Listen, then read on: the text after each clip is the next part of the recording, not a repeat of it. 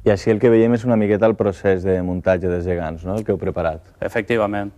Es pot veure com estan en un principi en dues peces, no?, i després van muntant-se progressivament, van vestint-se de mig cos i així ja els tenim completament muntats i vestits a punt per eixir al carrer. I per alçar això pesa molt, ja que tindrà molt d'equilibri? És una qüestió d'equilibri. El pes és relatiu, descansa sobre la vertical del cos i ja està. Podem veure-ho? Clar, per supost. Tu que tens experiència allà? Clar que sí. Doncs això són els gegants i cabells d'Ontinyent, unes figures que només s'hicen als carrers de la vila 2 vegades a l'any, per la Puríssima i pel Corpus. I a més de ser un símbol de la festa, un símbol festiu, Rafa, també són un símbol sentimental, no? La gent es porta molt al cor a Ontinyent.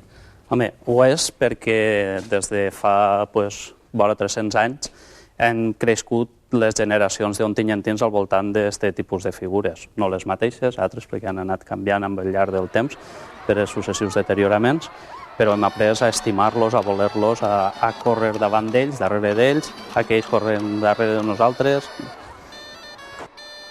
Així conservem encara alguna peça de les anteriors. De quin any són? Són de l'any 1946. Estan fetes, els cossos eren fets de vímet i fusta de faig, com les vestimentes dels cabells són cretones de l'època. Tant els gegants com els cabells d'avui dia es construïren al 92 i són fidels a les antigues figures dels anys 40. De fet, moltes d'elles recorden estrelles del cinema de l'època. Este és el cabell del tricorni. Així tenim el cabell tinyós, que és un nom heretat, és un cabell que existia en la Segona República. Així tenim el barret verd, el cabell del barret verd, l'inefable Popeye, faltaria més, l'històric rei dels cabets, l'home de les dues cares, que té la seva cara negra i per darrere la seva cara índia. Tenim també el gros i finalment el cabell del barret en puntes. I això? Això són les closques, és l'instrument que utilitzen els cabets tant per marcar el pas en el ball, el ritme, i també en el passacarrers a caçar els xiquets, faltaria més. Arriba ara el moment de sentir les closques, però al carrer. Abans els hem dit que els gegants i cabells només s'hi sent 2 vegades a l'any a Ontinyent, i esta és una d'elles.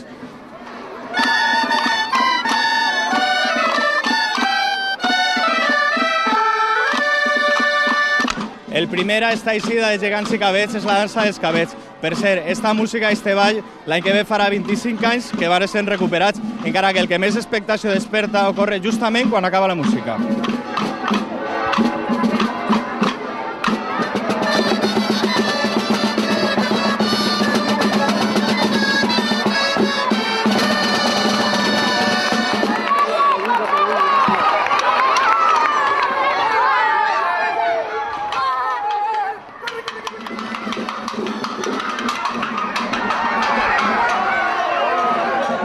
L'enrenou està organitzat als carrers d'Ontinyent amb tota la canalla correguent darrere dels gegants i cabells. I mire, veuen aquell que du un barret com si fos un tamboret, un tabalet?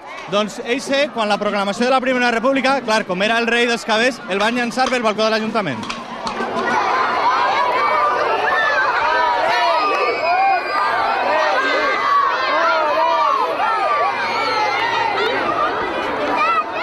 Salvador, tu això com ho recordes?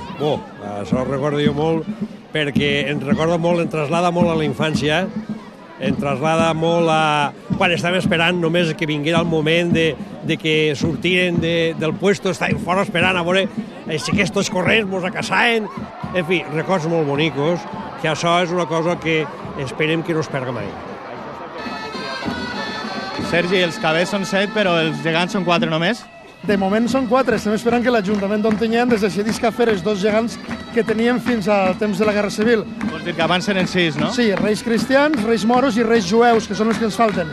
El que passa és que així ningú diu això de rei moro. El rei i la reina, l'abuelo i l'abuela. La música és molt important i xulíssima, però la gent també canta, no? Faltaria més, especialment en els cabells, la gent canta orellut, però així n'hi ha algunes cançonetes com l'abuela Socarrà, que es pixa en el terrat, que és imprescindible, i alguna més que amb un cert toc picardiós.